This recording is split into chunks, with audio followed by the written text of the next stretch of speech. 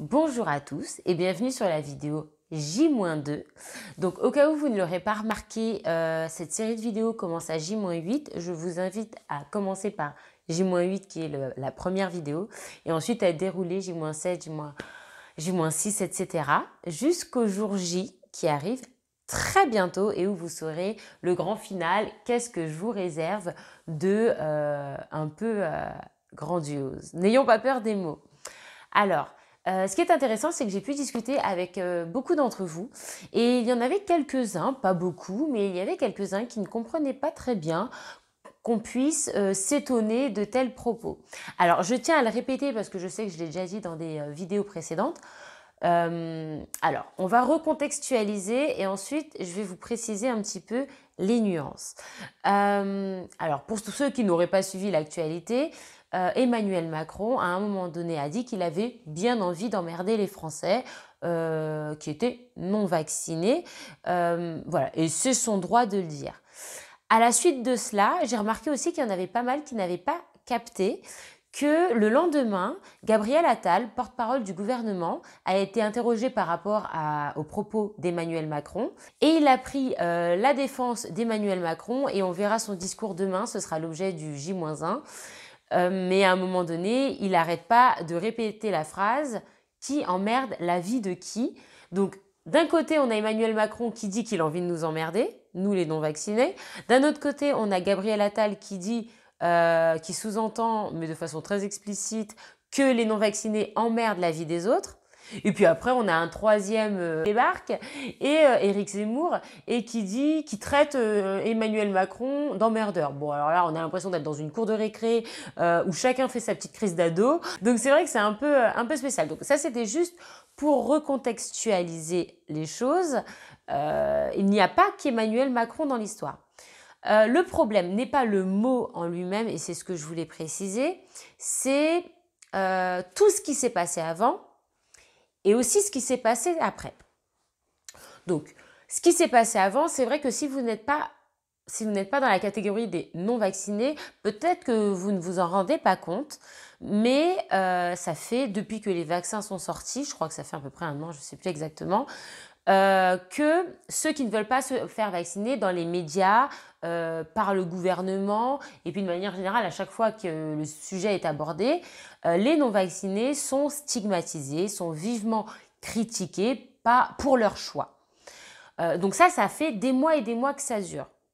Et puis d'un coup, on a le président de la République qui se met à utiliser un mot qui est familier.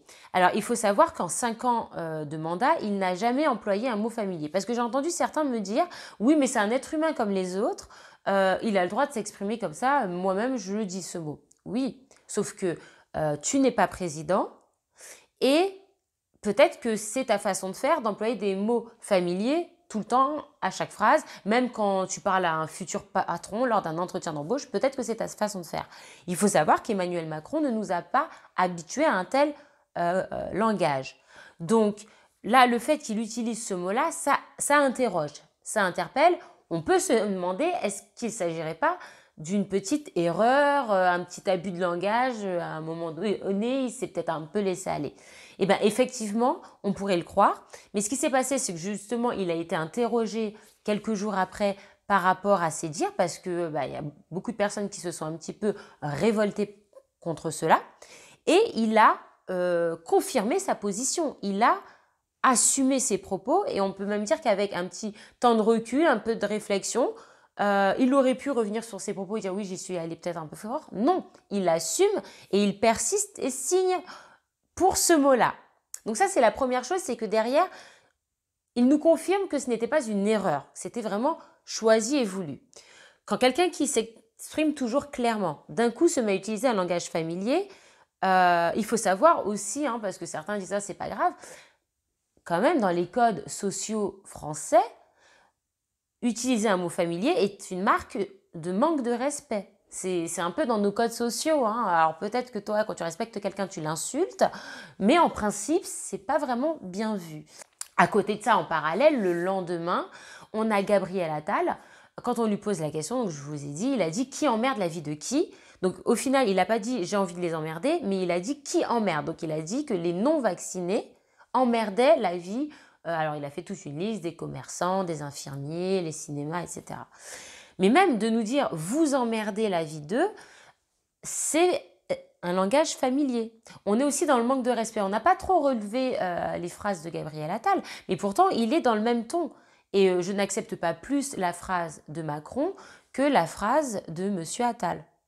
Associé à ça, il faut remettre le contexte de la crise sanitaire. Que ça fait des mois et des mois que les personnes qui sont non vaccinées sont harcelées sur les médias, par les gouvernements. Ce sont vraiment les têtes à abattre. Il faut coûte que coûte les convaincre de se faire vacciner. S'ils ne se vaccinent pas, voilà, ils sont stigmatisés, vivement critiqués sur les plateaux et c'est une forme d'harcèlement.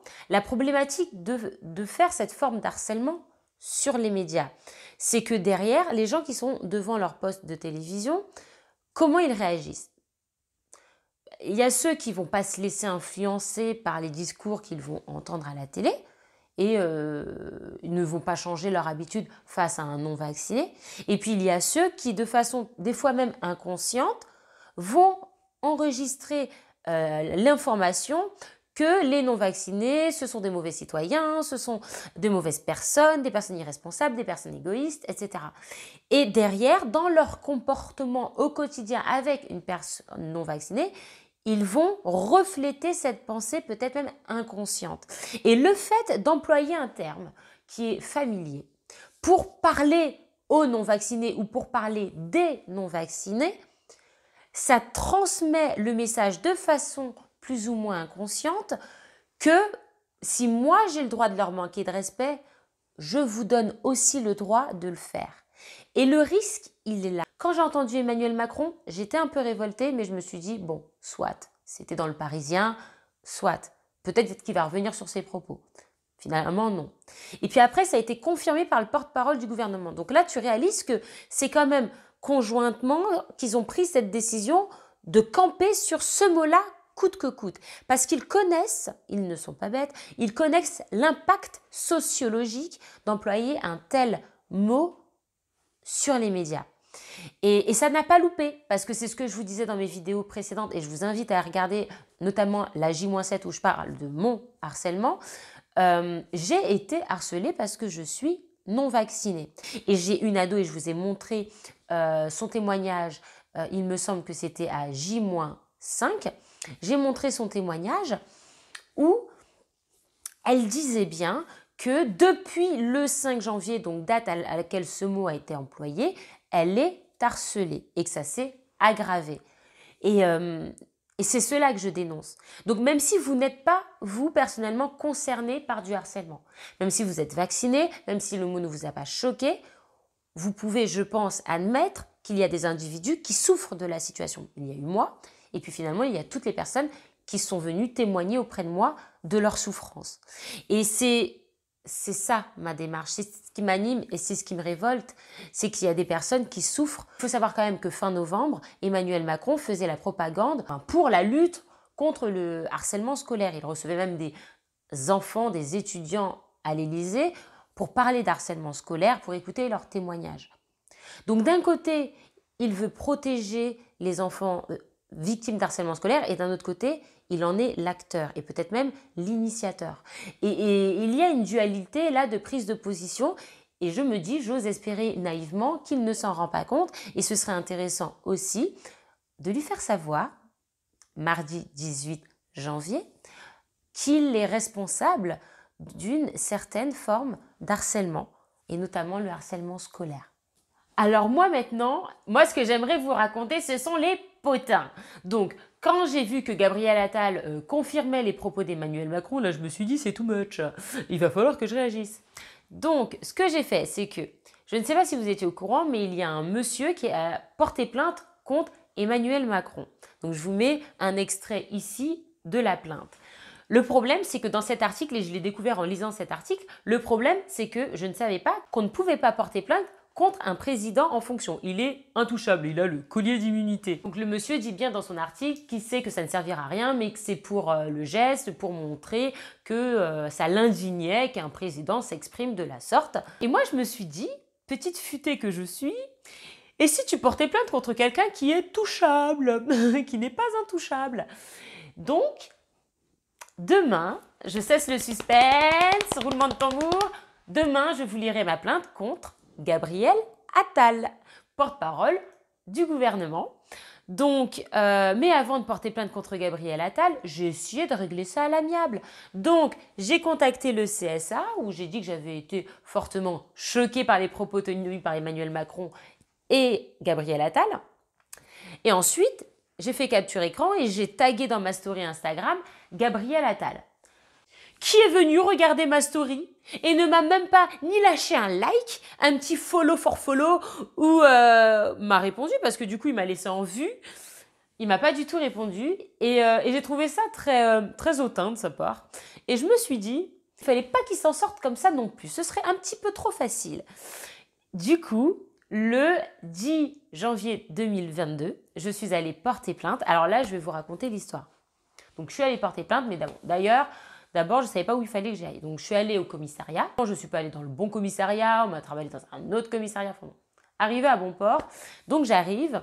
Donc, la personne m'emmène dans son bureau. Et je commence à dire contre qui je veux porter plainte et pour quelle raison. Vous le saurez demain dans la vidéo J-1. Et là, elle me dit, alors attendez, je ne suis pas sûre que ce soit nous qui nous occupions de ça. Attendez, je vais demander. Elle va dans un bureau où il y avait un monsieur. Et là, je l'entends éclater de rire, le monsieur.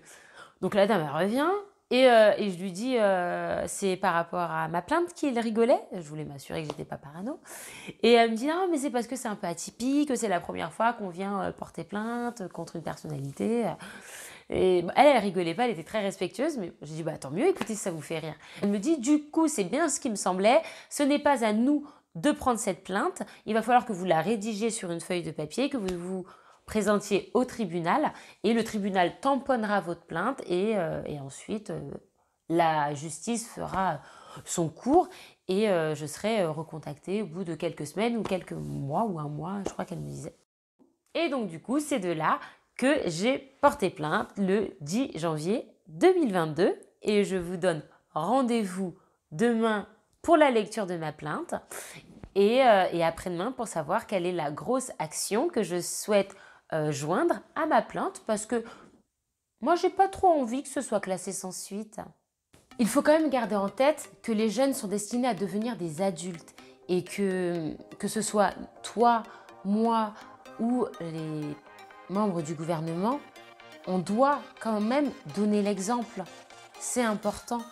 Et si on laisse un président de la République commencer à parler avec un langage familier, mais c'est la porte ouverte à toutes les dérives. Alors maintenant, la question peut se poser, est-ce qu'on accepte ces dérives ou est-ce qu'on les stoppe avant qu'elles n'arrivent? Ça peut être un autre débat. Je vous laisse mettre un petit commentaire et on peut en discuter par message. Ce serait super intéressant d'avoir votre avis là-dessus.